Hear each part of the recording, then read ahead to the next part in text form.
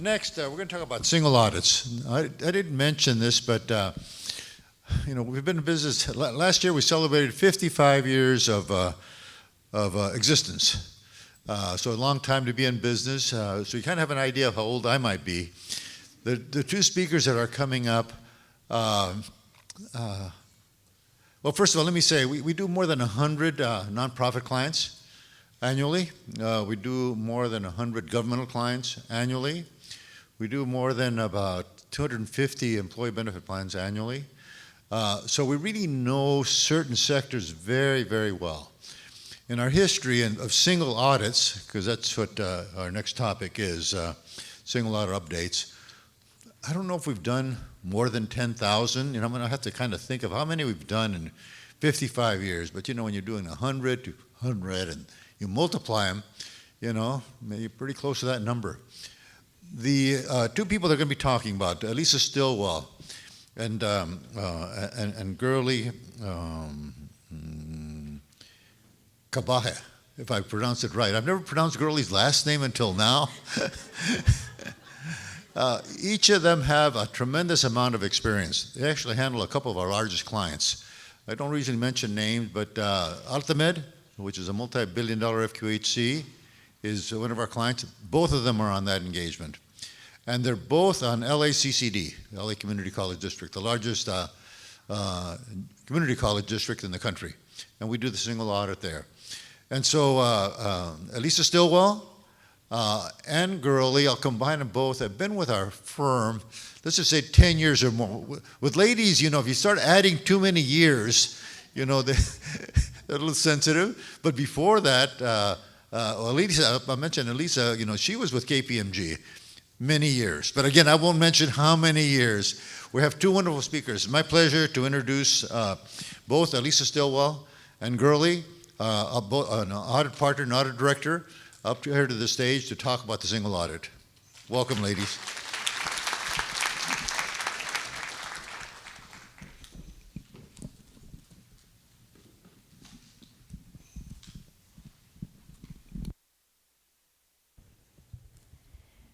Testing. There we go. It is on. You can come on up, Gurley. Make sure the clicker's working here. Well, great. We are happy to be here today to discuss the single audit and provide you with the latest updates. As we have heard this morning, and as we have been talking about for several months, managing grant uncertainties. We want to help you be able to do that. It's important to stay informed of regulatory changes, as we've been talking about.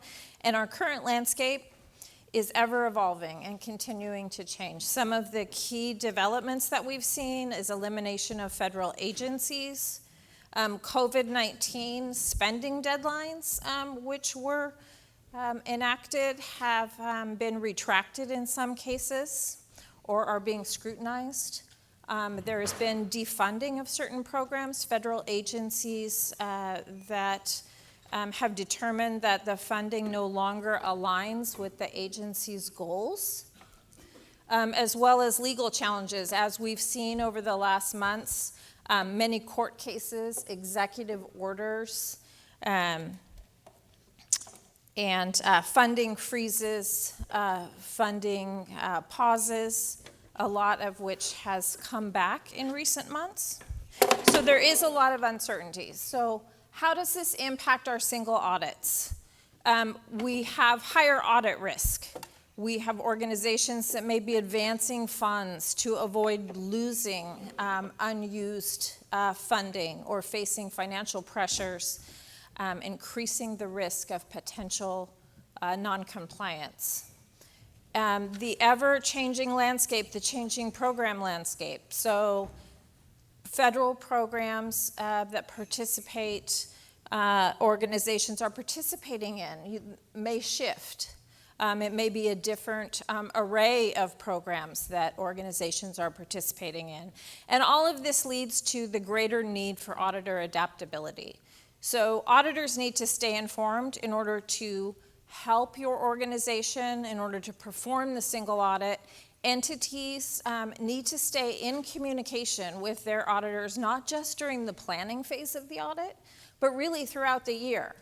You need to be, as an organization, really reviewing all of your grants and looking to see how this is impacting your organization. If there's changes in your grants, changes in terms of your grants, you have questions, please communicate with your auditors. That's what we're here for, not just during the planning phase, but throughout the year as issues come up, so we can help you navigate some of these uncertainties.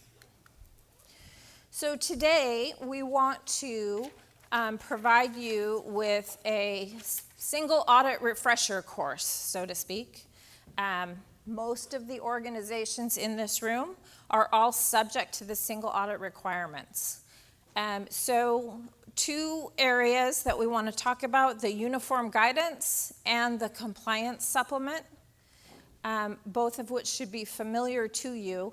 However, before we do that, I want to talk about what a single audit really means, what an organization's responsibilities are under the uniform guidance. Organizations must maintain effective internal controls over federal awards that your organization receives. This means complying with all applicable laws and regulations, as well as the provisions of grants, grant agreements, and contracts. So it's really important to understand what is in your contracts, and then to follow up and take action on audit findings. If your organization has audit findings, there is the part in the single audit report that wants the views of responsible officials. You have to lay out your corrective action plan and what the timing of that plan is. So making sure that you are on track with that plan in order to implement the corrective action. And then the schedule of expenditures of federal awards.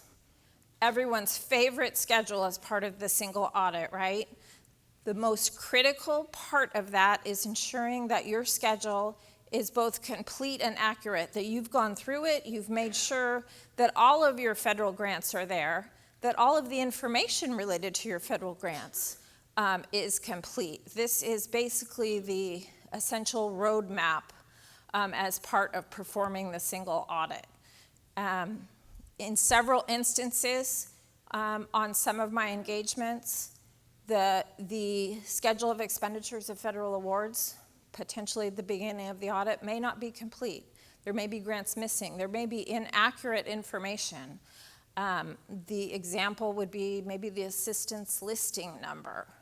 All of this is critical information in terms of performing an effective single audit. So today, as just a refresher, we're going to be talking about a couple things. The uniform guidance, which is the essentially the rule book for single audits. This is the short term for subpart F of Title II, which is the uniform administrative requirements, cost principles, and audit requirements for federal awards. So this provides the framework for how an organization maintains, manages all grants and agreements, and it goes through in detail all of the cost principles, audit requirements, procurement, and other additional information. So it's important that you are extremely familiar with this document. So while the uniform guidance is the rule book, the Office of Management and Budget Circular Compliance Supplement is kind of we call it the test questions.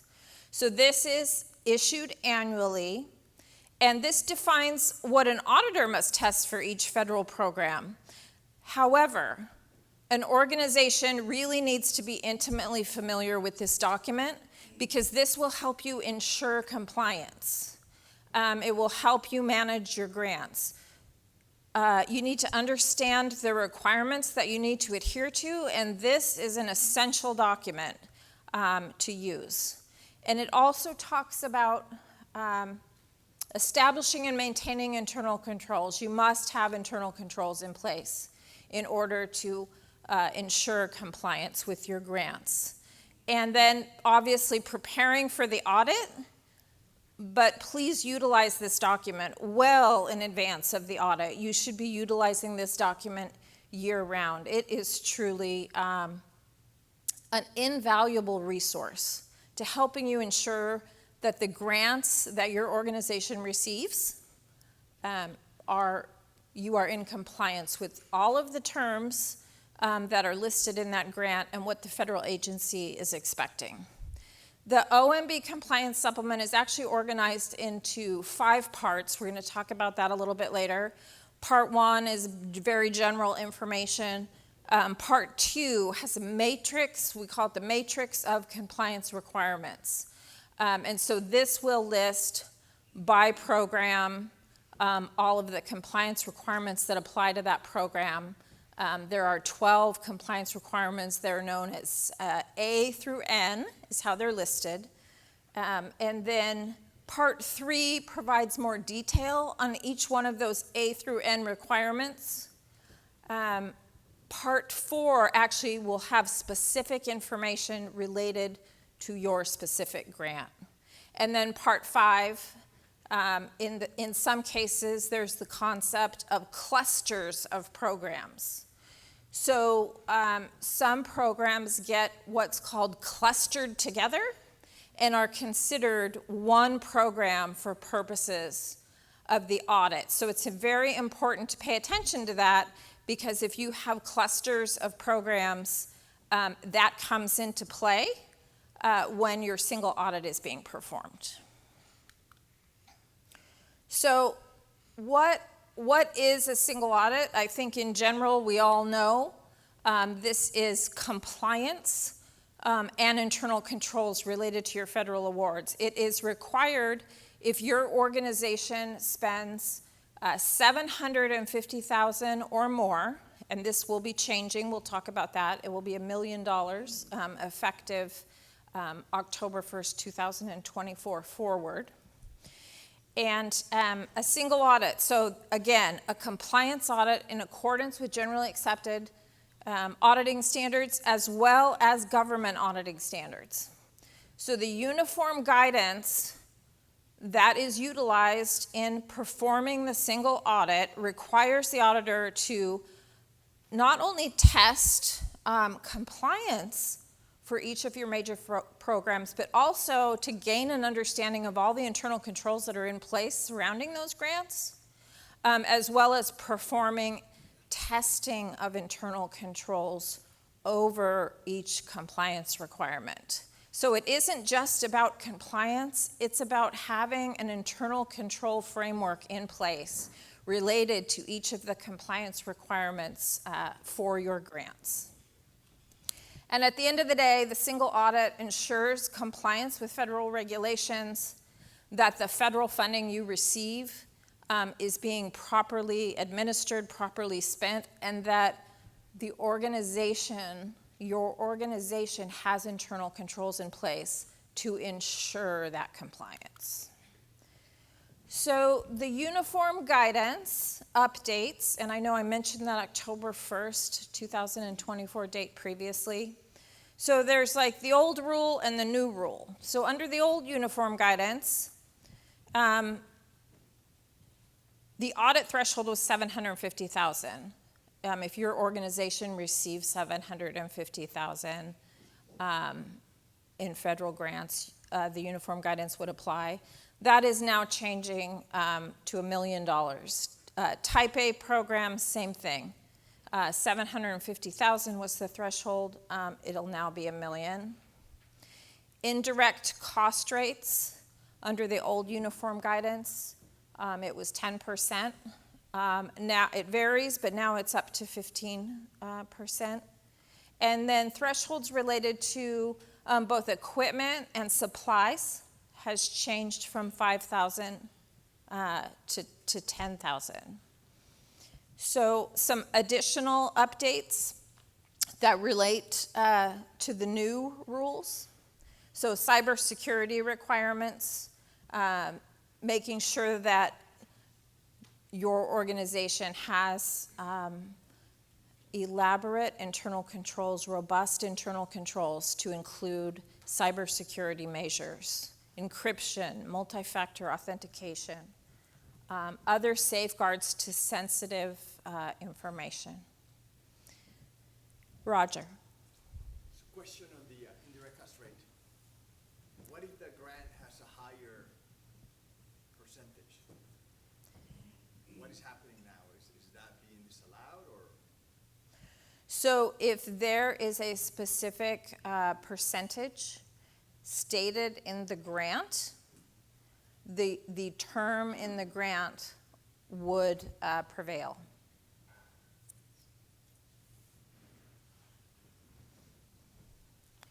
In fact, we will, you know what, we will talk a little bit more about that as well.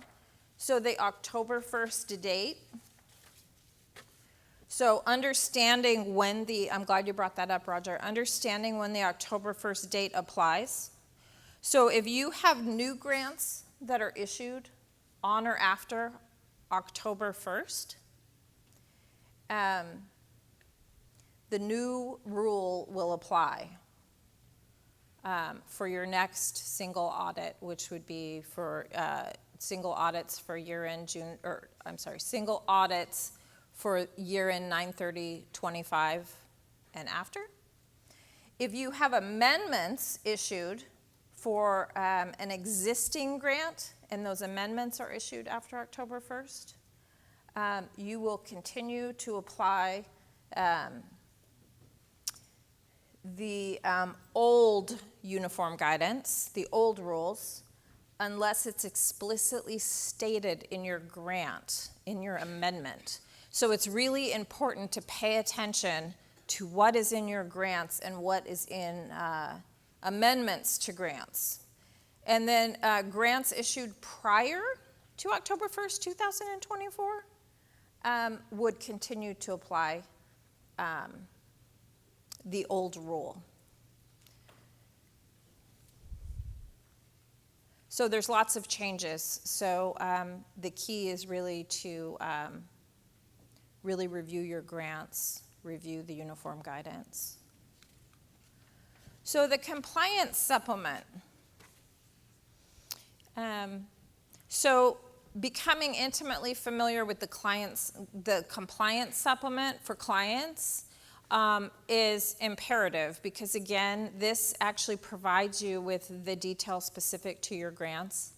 And this will be a huge benefit to you because you can, this will help you ensure compliance. It's really not just utilized for purposes of the audit. It's really an essential tool. So a couple changes related to the compliance supplement. I know I mentioned that the compliance supplement contains 5 parts. So what's really changing, so the expected release date, it does get issued annually, as I previously mentioned. So the 2025 compliance supplement should essentially be issued any day. We're waiting for it. In fact, I checked again this morning. It's, as an auditor, you get pretty excited when it comes out. It has some really useful information, and I checked again this morning before I came, and it is truly going to be issued any day. It has not been issued yet. So part 3 of the compliance supplement is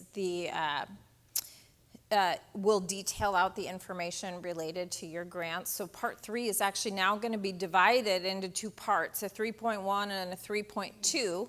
The 3.1 is going to be under the old uniform guidance, and the 3.2 will be what we're now calling sort of the new rule, the new uniform guidance. There are 2 new programs that are being added, and there's 7 that are being deleted. And in the compliance supplement, there's a list of high-risk programs. Those are taken into consideration as part of your auditor's assessment of risk and identifying major programs. That high-risk program list has been, now it's kind of shrunk down to 2 programs. The Medicaid cluster as well as abandoned mine land reclamation program. And you'll see that that one has an assistance listing number associated with it. The Medicaid cluster has several programs, so you would want to look in Part 5, which will show you all of the ALN numbers, assistance listing numbers, related to the Medicaid program. There is also sub-award reporting now via sam.gov. There's also instructions in the compliance supplement in the appendix related to the how to do that sub-award reporting.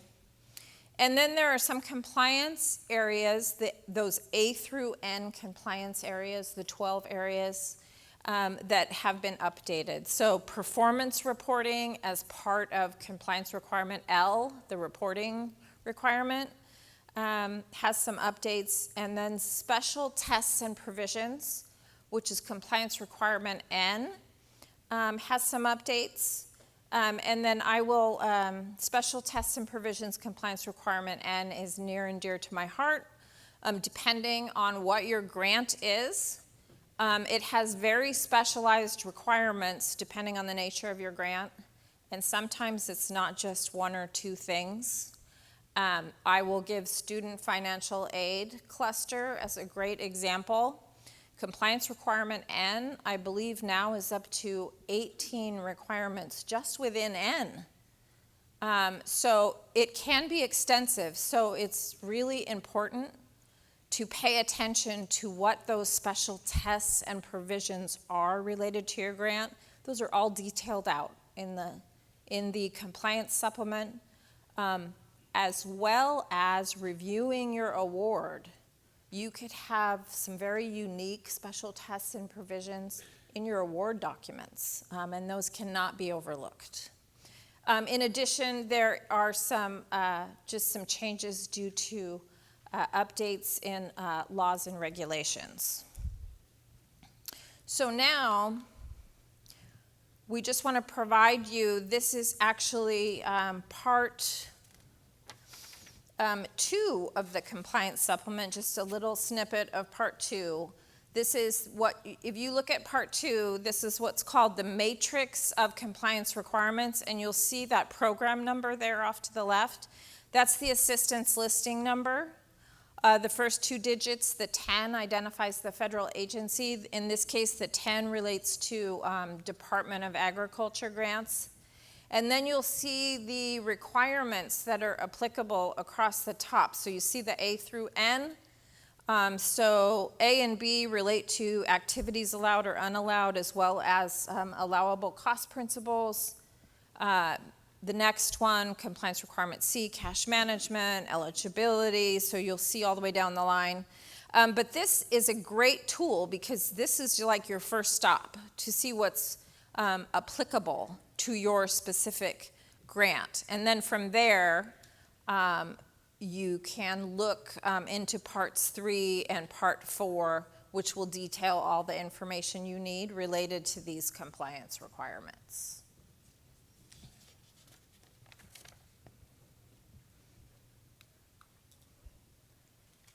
And then with regards to Federal Audit Clearinghouse, so Gurley is going to be talking about that. Thank you, Elisa. Here we go. So good morning again, everyone. A few more slides before we break for lunch. But it's good to see so many of my clients here. It's really good for you to get informed and also to stay ahead. So especially if you're around the year end for December 31, 2024. So as Elisa mentioned, it's going to be different types of rules. So you have to make sure that you monitor your grants. So if you have grants issued after October 1, 2024, you have to keep track of it. And also grants or programs issued before October 1, 2024, again, you need to keep track of those awards. Because why it matters? Because once we determine the major program, what gets to be tested, you will be subjected to the different parts of the compliance supplement. As Elisa mentioned, uniform guidance is the law. It's the big code of federal regulations. Part of that big law online that you can see, and that's basically the basic principles that applies to grants and federal grants management. Well, compliance supplement that gets issued annually. So this year, as Elisa mentioned, 2025 compliance supplement, it's not yet ready, but it will be soon. So we are expecting it around May or June each year. So for this year, the gift is not yet unwrapped, but we'll see if we have surprises coming in for 2025. But for 2024, so if currently you're under audit, most likely you are subject to the 2024 compliance supplement. And that compliance supplement is also available online.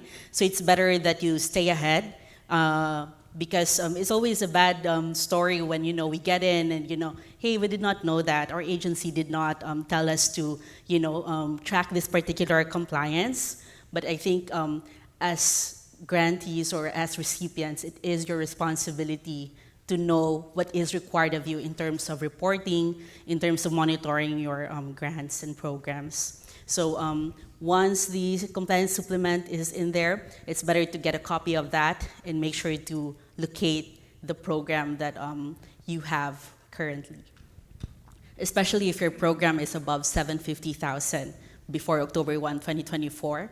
But after October 1, 2024, that's going to be 1 million. So just take note of the thresholds and also the changes in the compliance supplement. So now, once you've done all the single audit, what usually happens is you sign off on the financial statements audit, and then you also sign off on the single audit report, right? So after that, what happens? I think only a few of your team members might be involved in the final process. Usually we assist Vasquez auditors. We assist in uploading your reports to the Federal Audit Clearinghouse. The deadline for that is usually when? It's usually 9 months after your report date or 30 days after the audit opinion date, whichever comes earlier. So if you are late, that affects how much we test the following year. So if you are late, you are considered a high-risk client. So that will need us to select more samples. However, if you are on time, that will make you somewhat of a low-risk client, depending again on the findings that you have for the previous year. So again, it all depends on how you manage your grants and how you manage your reporting deadlines. So again, it is important for you to know the deadlines and the compliance requirements that is applicable for your particular program. Now, where do we submit those reports? We submit it to the Federal Audit Clearinghouse, the FAC. It is at fac.gov. In the previous years, it was at Harvester Census, but now they have centralized it to the Federal Audit Clearinghouse starting 2023. The problem with the Federal Audit Clearinghouse, although it has a new user-friendly measures, the problem with that is we don't get email notifications, same as the Harvester. So when we do the Harvester Census before, at each step, once the auditor uploads it or helps you uploads it, you get an email, hey, the process has started. Please wait until we say, you can review it and you can submit it. So for the Federal Audit Clearinghouse, okay, let's see. Thank you, Elisa. So the Federal Audit Clearinghouse, again, it is a centralized database system. So if ever you have questions about how to report certain grants, or you, an auditor, I know I have some of my colleagues here, have questions on whether a certain circumstance applies in terms of finding write-ups and all, you can actually find other federal recipients' financial statements and reports. So it is a public data system. You can search it very easily. So for example, if you have a 93914 program, you can actually search all of the recipients all over US of 93914. You can search what are their findings and also best practices, because usually auditors have recommendations on how to address certain findings for that particular program. So it would be helpful if you go look it up, fac.gov. It will also have some guidance for you that is very helpful in terms of grants management. So for this year, the only extension that is being granted is only two. Those who got affected with the Hurricane Helene and Milton. This is more on the Florida, Georgia, Atlanta areas. So if your due dates was between 9/30, September 30, 2024, and December 31, 2024, FAC, you can actually apply for an extension for your due dates 3 months after the original due date or 30 days after the COFA memo was issued. Now, since we are in California, if you got affected with the California wildfires between January 31, 2025 and February 28, 2025, and your due dates was around those timelines, you can apply for an extension. However, you need to make sure that you have proper documentation, a memo as to how you got affected, and then any support that you can attach to it, because the agency might come back and take a look at it and see if you really are eligible for the extension. Okay. As mentioned, for FAC, there's not a lot of updates for 2025 or 2024. We still can't receive any email notifications. So currently, the process is your auditor will say, hey, it's ready for you to review, and it's ready for you to submit and certify, being the client certifier. So it's more of us notifying you first, and you also letting us know that you've already reviewed it and certified. However, one minor update is that you can, if you have tried submitting it, there are certain audits that you may have some mistakes in initiating, so those are in progress. You can actually delete it now before we have to go through the process of asking the FAC customer service rep to have it deleted for us, which they can't do currently, at least in 2024, but in 2025 you can do it. Now, if you have a reissuance, chances are there's no other option to delete the first one, so you will have two versions of your records on file. So that's also something that they are still working on in terms of resolving. Any updates for the FAC, again, you can go through the site and you can see all the GSA updates for the FAC website that might be applicable to you.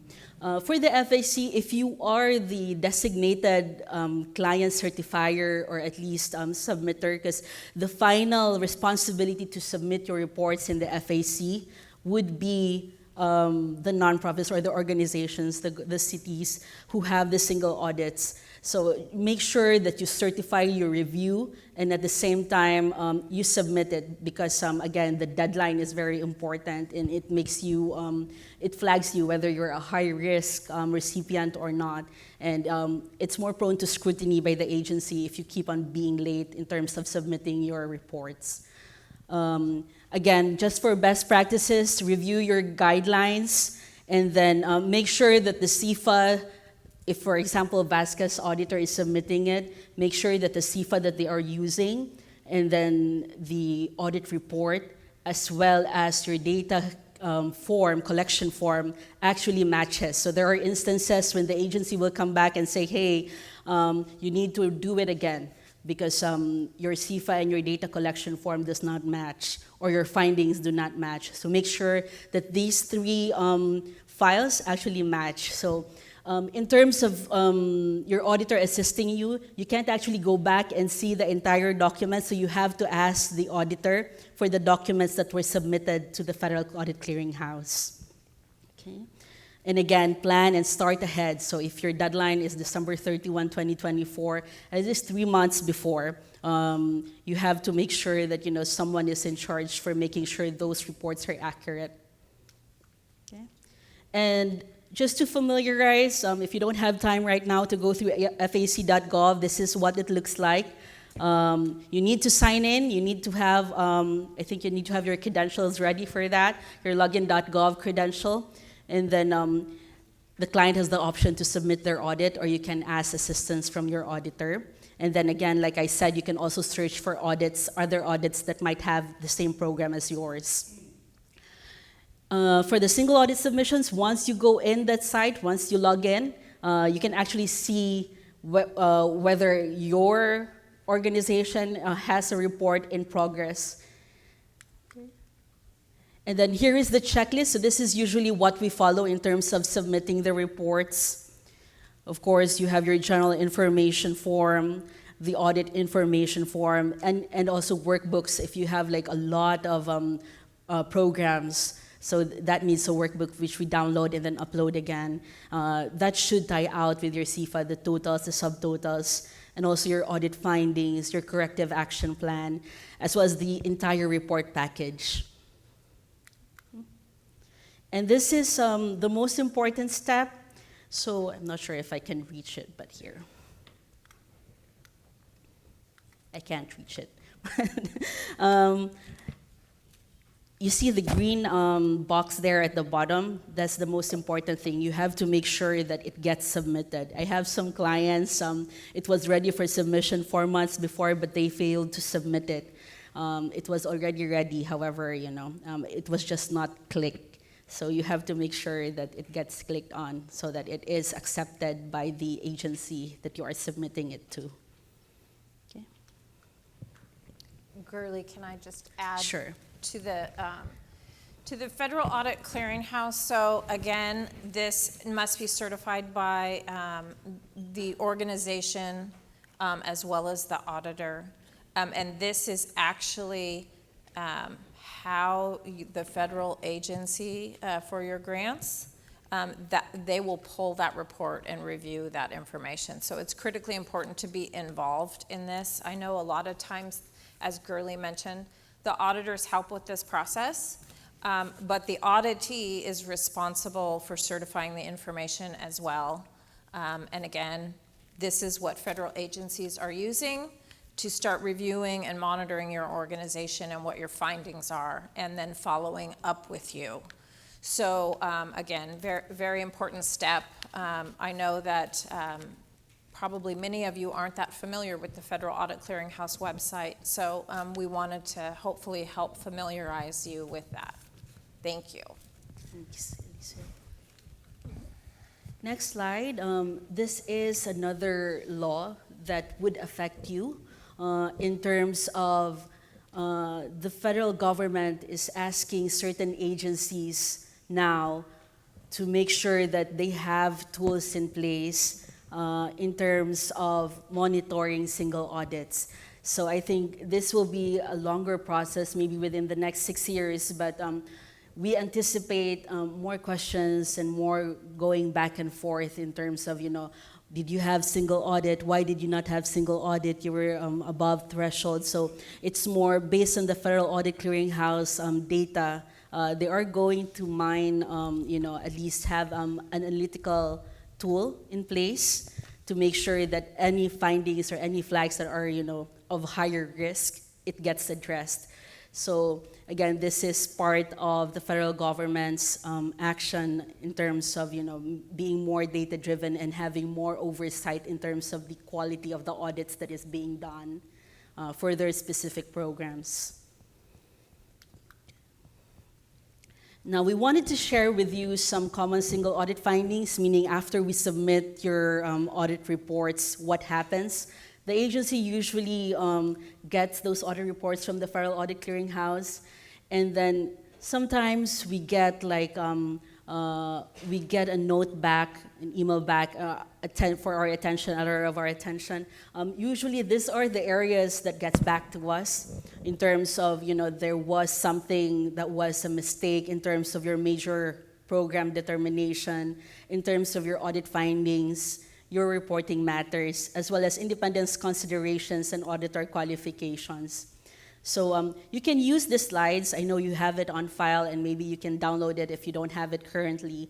You can use this in terms of being a checklist, just so that, especially for my colleagues here, you can address it even before your single audits have started. So for the major program determination, usually based on peer review and ethics committee review and also federal agency reviews, they are saying sometimes there is an incorrect identification of your major programs. There should have been another major program that should have been tested during the year based on what was submitted. also the incorrect calculation of your type A and type B thresholds. And for those who are unfamiliar with type A and type B, this is how we select which programs to test. So first, we identify which programs are above the threshold. Of course, your 750,000 or 1 million and above. Those are all considered as type A major programs. Now, we do risk assessment. If those are type A low risk, and usually there's a criteria for that, the criteria is that has this been audited in the past 2 years? Usually that becomes part of the criteria for your program to become low risk. Is this type A program higher risk designated based on the compliance supplement? So usually that gets selected as your type A major program tested for the year. Now for type B major program, I think this is an effort to test even those that are below the threshold. So if it's type B major program, it's usually 25% of your type A major program. The threshold is 25% of the type A threshold. And then we do risk assessment again. So I do have a client that has over, I forgot if it was over 40 pages of CIFA. So we do a lot of these risk assessment questionnaire.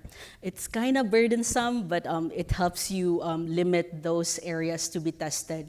Because otherwise, if we test everything, I don't know if how long we'll stay in your in your office. So that's part of our risk assessment.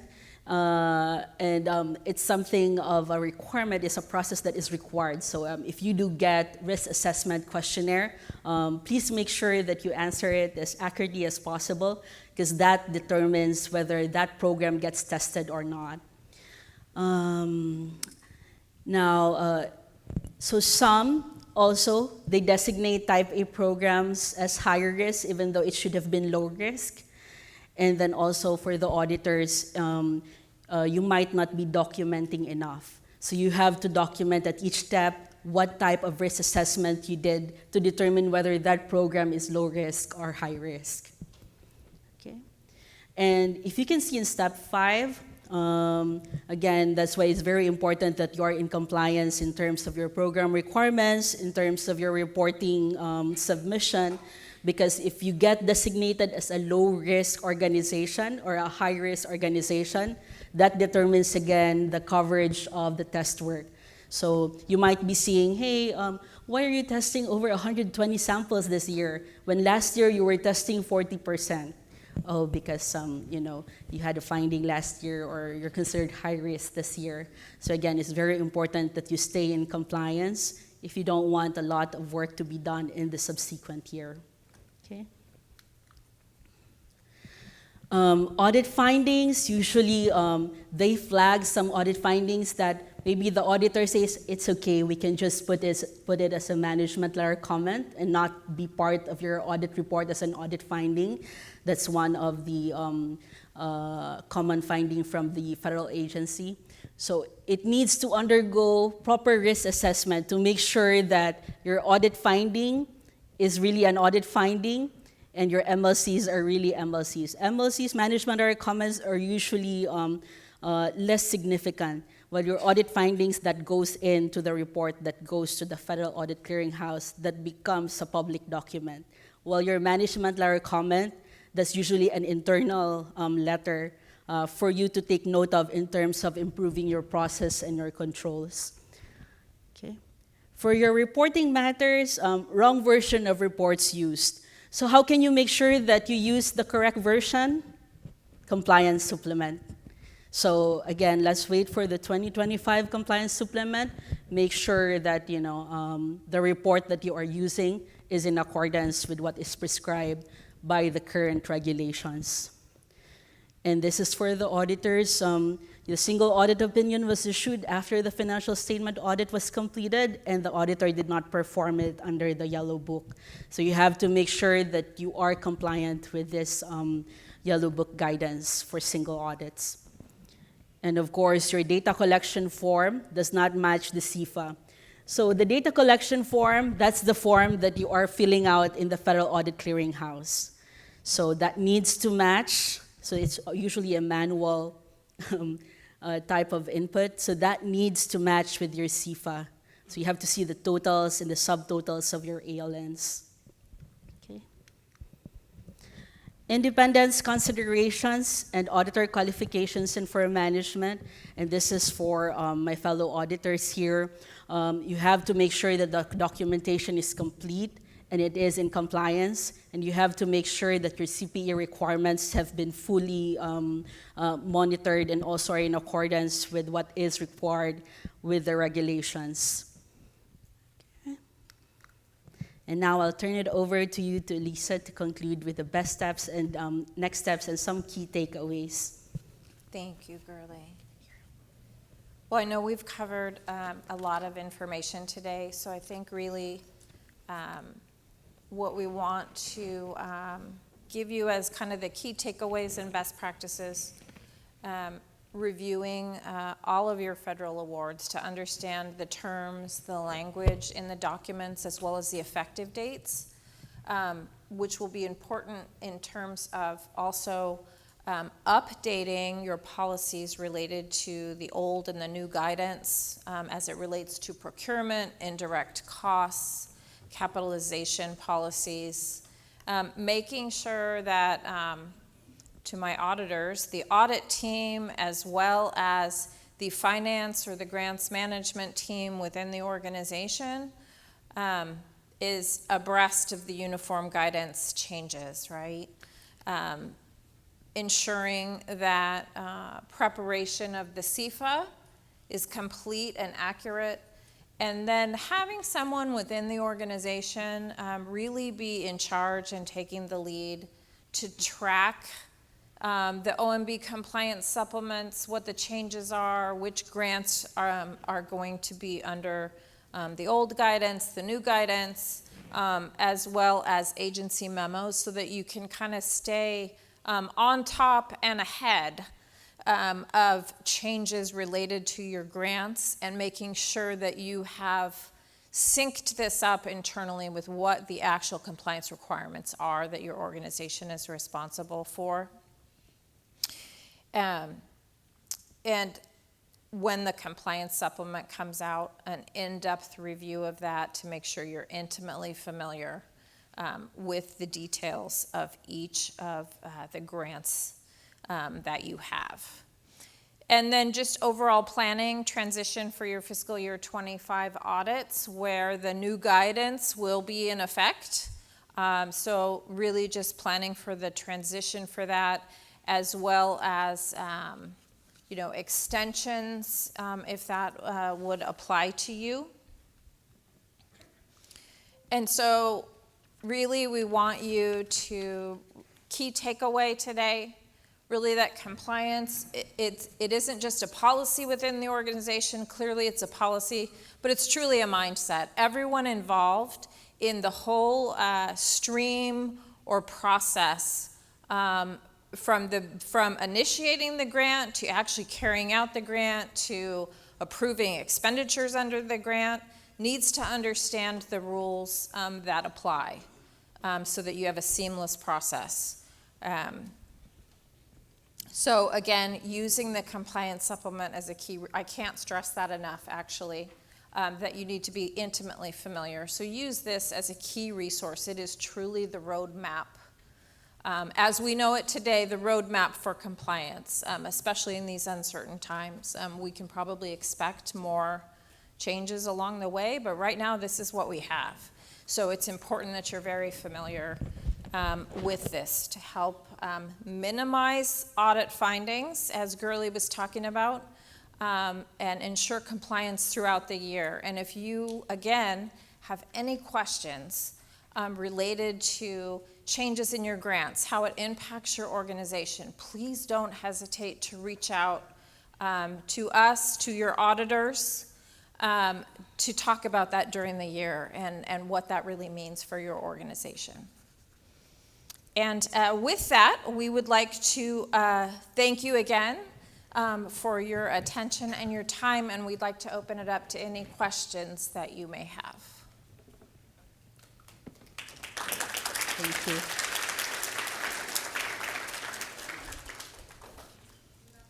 Yes. I had a question. So regarding the threshold of 750,000, would that be based on the NOGA? Or would it, the notice of award? Or would it be based on when the cash came in? So whether it was a multi-year grant? So it's going to be based on the current year expenditure. So how much of that award was actually spent during the year.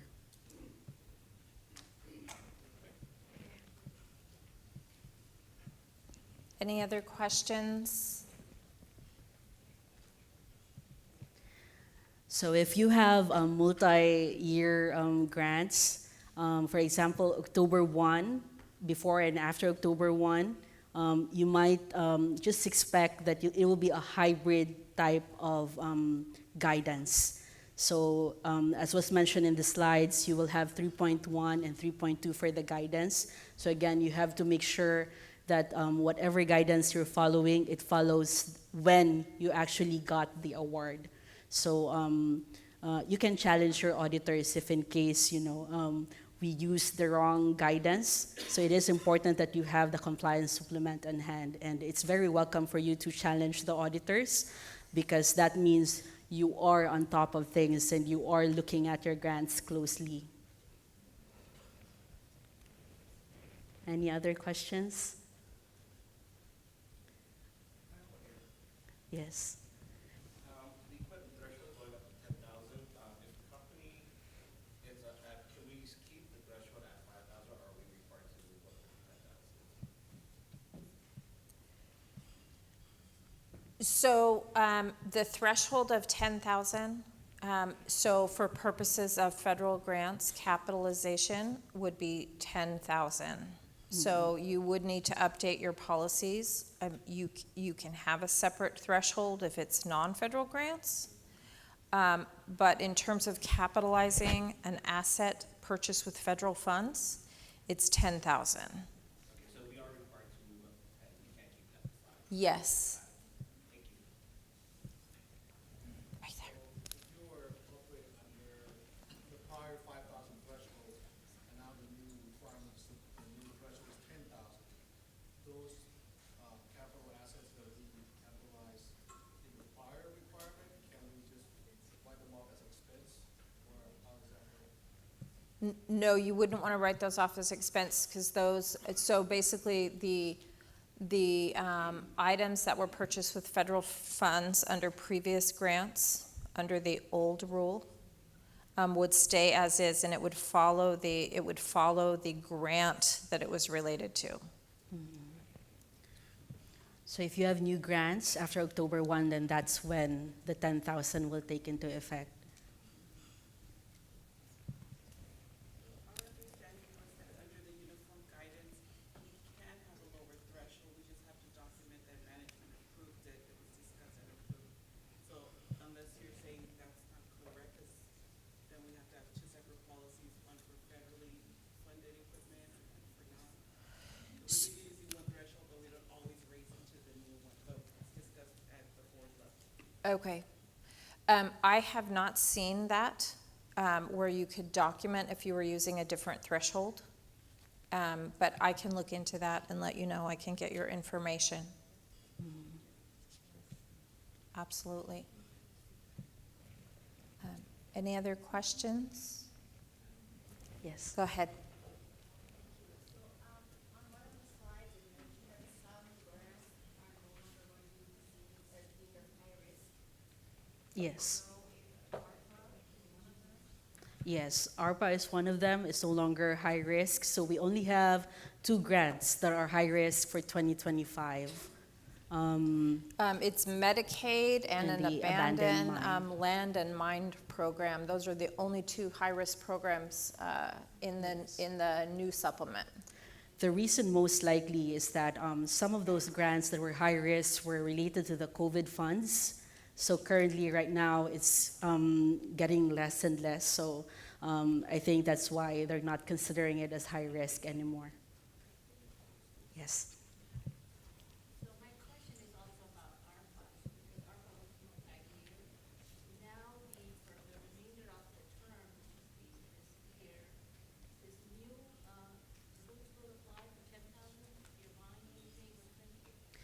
So although it's not going to be a high risk, because once it is designated as high risk, whether your grant is a type A or a type B, we really have to take a look at it.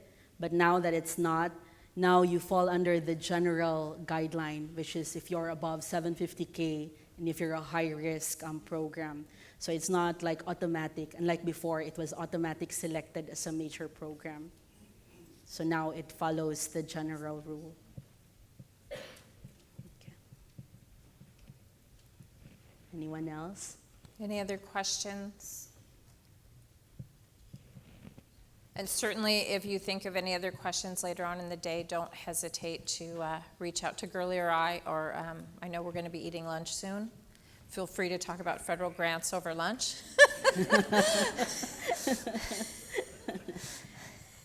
So thank you everyone for your attention. Thank you.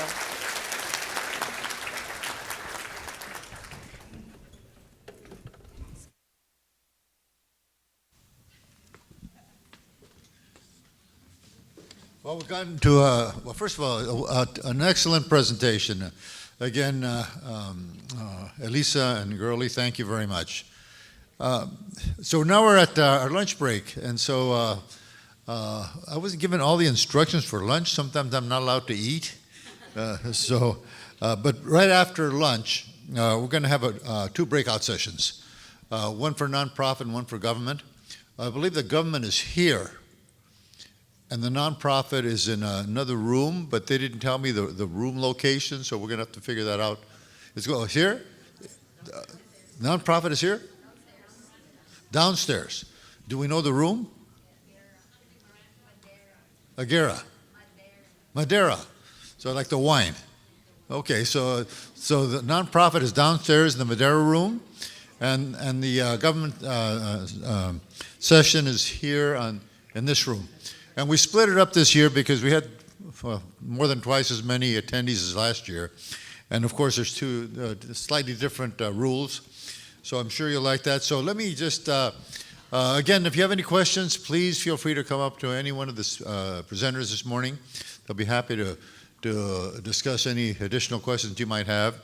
And with that, let's just go ahead and break and go to lunch. Thank you.